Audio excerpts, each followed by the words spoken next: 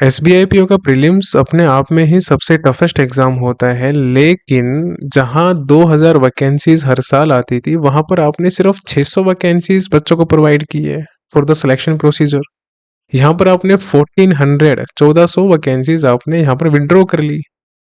अब हो सकता है ये आपके लिए मजाक हो या आपने इसको लाइटली लिया हो, लेकिन जो भी स्टूडेंट्स इस वीडियो को देख रहे हैं आप सभी को मैं एक चीज बताना चाहता हूँ क्लियरली।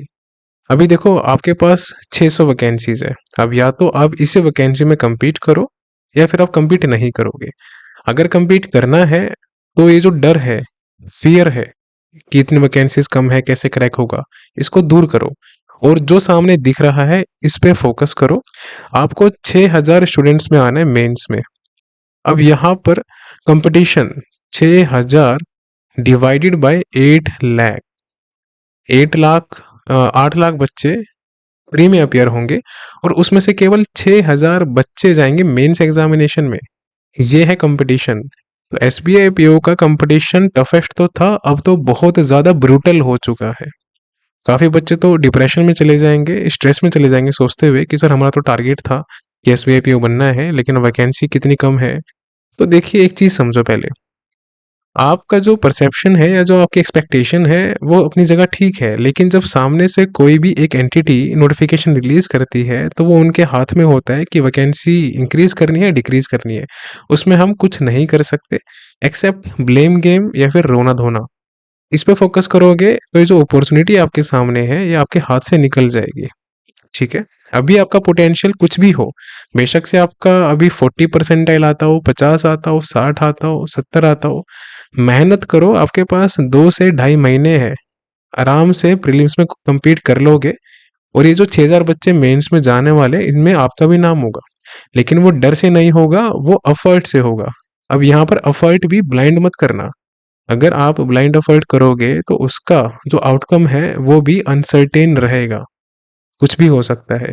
लेकिन अगर आपके पास डायरेक्शन है एंड यू एग्जैक्टली नो कि इस कंपटीशन को क्रैक करने के लिए क्या क्या नेसेसरी टूल्स है, तो फिर आप यहाँ पर एक्सेल कर सकते हो। अब मैं जो चीजें बताने वाला हूँ उसको ध्यान से सुनो और नोट डाउन करना, लेकिन उससे पहले एक जो बड़ा पैटर्न में चेंज हुआ है फॉर प्रीलिम्स एग्जामिनेशन, उसमें पहले इंग्लिश, क्वांट और रीजनिंग 30 मार्क्स का इंग्लिश आता था, क्वांट 35 मार्क्स का, रीजनिंग 35 मार्क्स का। अब इंग्लिश को 40 मार्क्स कर दिया गया, क्वांट 30 मार्क्स और रीजनिंग 30 मार्क्स। इंग्लिश को यहाँ पर इंपॉर्टेंस दी है फॉर प्रीलिम्स एग्जामिनेशन, क्योंकि एसबीआई है तो इंग्लिश को इंपॉर्टेंस देता है। मेंस में बहुत कुछ ज़्यादा चेंज नहीं हुआ, क्वांट और रीजनिंग को 60 मार्क्स का कर दिया गया है। जीए जैसा पहले था 60 मार्क्स वैसा ही है।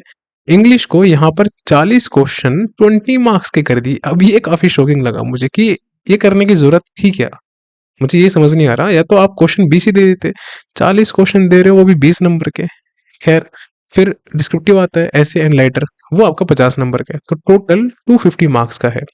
अब यहाँ पर जो गेम चेंजर है अगेन, देखिए इंग्लिश जो है 20 मार्क्स और 50 मार्क्स, 70 मार्क्स का इंग्लिश है और 60 का है जीए करंट अफेयर्स। तो अभी भी जो बोल है वो 130 मार्क्स की जीए और इंग्लिश के पास है। तो यहाँ तो आपको लीड जनरेट करनी ही करनी है मेंस में। और जो ये रीजनिंग और क्वांट है, अगर ये मॉडरेट का आता है तो यहाँ भी आपको एवरेज परफॉर्म करना है, और अगर टफ आता है तो सबके हाथ पैर फूलेंगे, इसमें ज़्यादा टेंशन मत लेना। अब बात कर लेते हैं प्रीलिम्स एग्जामिनेशन को, इसके रिगार्डिंग कि यहाँ जो इतना वेटेज हुआ है उसमें फर्क क्या पड़ेगा। देखो फर्क पड़ेगा, बहुत ज़्यादा फर्क पड़ेगा। कैसे? क्योंकि 20 मिनट्स रहेंगे इंग्लिश के लिए और रीजनिंग के लिए भी 20 मिनट्स रहेंगे एंड क्वांट के लिए भी 20 मिनट्स रहेंगे, तो ये टाइम रहने वाला है। अब ऐसे में यहाँ पर 40 मार्क्स का क्वेश्चन इंग्लिश में, यहाँ पर 30 मार्क्स और यहाँ पर 30 मार्क्स। कहने का मतलब ये है कि जो बच्चे क्वांट में बहुत ब्रिलियंट थे या अर्थमेटिक में पीएचडी करके जाते थे उनको ज़्यादा कुछ बेनिफिट मिलने नहीं वाला।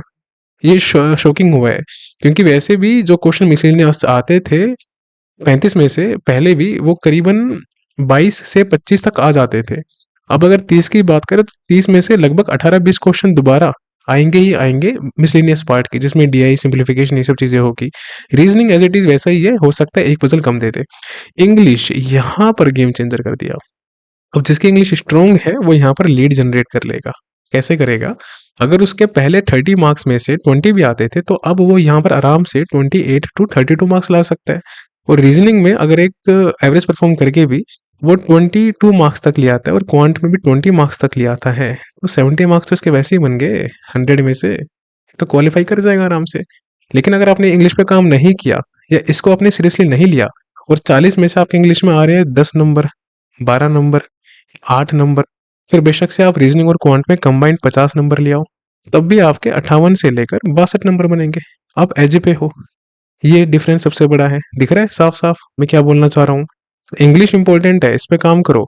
और मेंस में जीए इंपॉर्टेंट है, तो जीए 60 मार्क्स की है, 30 प्लस आराम से आ सकते हैं। करना कब से है? सितंबर 2024 मंथ से करना है आपको, और ये मार्च 2025 मंथ तक करना है। राइट अप्रोच के लेक्चर्स हम अभी कवर करेंगे, और नोट्स पीडीएफ उस पर स्टिक रहना। मैं आपको जनरली बता रहा हूँ, आराम से आपके 30 प्लस मार्क्स आ जाएंगे 60 में से, अगर आप मेरी बातों को और टारगेट्स को फॉलो करोगे तो। अगर आपको लिटरली कंपटीशन में बने रहना है और नहीं समझ आ रहा कि अब क्या करे, कितना एफर्ट करे to qualify prelims and mains examination, तो हमारा ग्रुप ज्वाइन कर लो, एसबीआई पीओ एंड क्लर्क का। देखो मेहनत तो करनी है आपको, खुद कर लो या हमारे साथ कर लो, करनी तो पड़ेगी मेहनत। तो अच्छा है कि अपने टीचर के अंडर मेहनत करोगे, क्योंकि मुझे एग्जैक्टली पता है कि क्या डिमांड है ऐसे एग्जाम को क्वालिफाई करने के लिए। 2023 का जो एसबीआई पीओ था, उसकी कट ऑफ 59.5 थी। मेरे जो मार्क्स थे वो 70 थे एग्जैक्ट 100 में से। तो अगर मैं यहाँ पर आ सकता हूँ, इतनी लीड जनरेट कर सकता हूँ, तो मेरे स्टूडेंट्स में इतना पोटेंशियल है कि वो 70 प्लस भी ला सकते हैं, बस करने से होगा।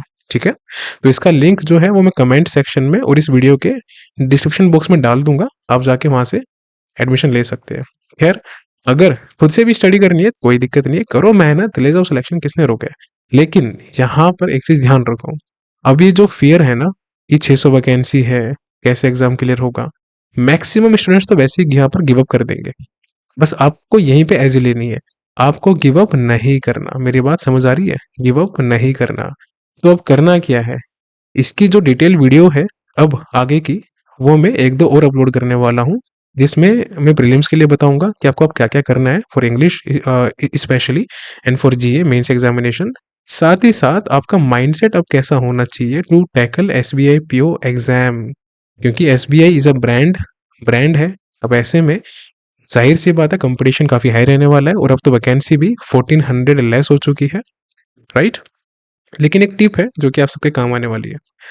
आज अभी आपके पास लगभग 4 से 5 दिन बचे हैं दिसंबर 2024 को फिनिश होने के। जनवरी के 31 डेज, फेब के 28 डेज मान के चलो, तो टोटल मिला के अभी आपके पास 60 दिन ऐसे हैं जहां पर आप अपने पोटेंशियल को मशरूम कर सकते हो, यानी कि अपनी ग्रोथ कर सकते हो आप।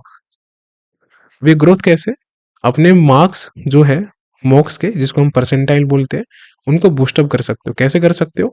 मैंने एसबीआई पीओ की स्ट्रेटजी की वीडियो बनाई थी, जाके देख लेना, अभी करीबन 8-10 दिन हुए हैं, तो जहाँ आपको मिल जाएगी वीडियोस सेक्शन में, वो देखना, और वहां से आपको समझ में आ जाएगा एग्जैक्टली कि आपको करना क्या है to tackle SBI PO prelims examination. अब एक और बात सबसे इंपॉर्टेंट, देखिए, टाइम खराब नहीं करना। ये जो टाइम है काफी प्रीशियस है। अब कंप्लेंट करने से, ट्विटर कैंपेन चलाने से, वीडियोस बनाने से कुछ नहीं होगा। ये बात एसबीआई भी जानता है, जिन्होंने नोटिफिकेशन रिलीज किया कि हमको एग्जाम लेने से मतलब है। आपके हाथ में वो पावर है ही नहीं। बेसिकली मैं आपको जेन्युइनली बता रहा हूँ कि आप ये नोटिफिकेशन वापस करवा सके नहीं कर सकते। ये एसबीआई है, उनका खुद का डिसीजन है, and they are solely responsible to take any kind of decision.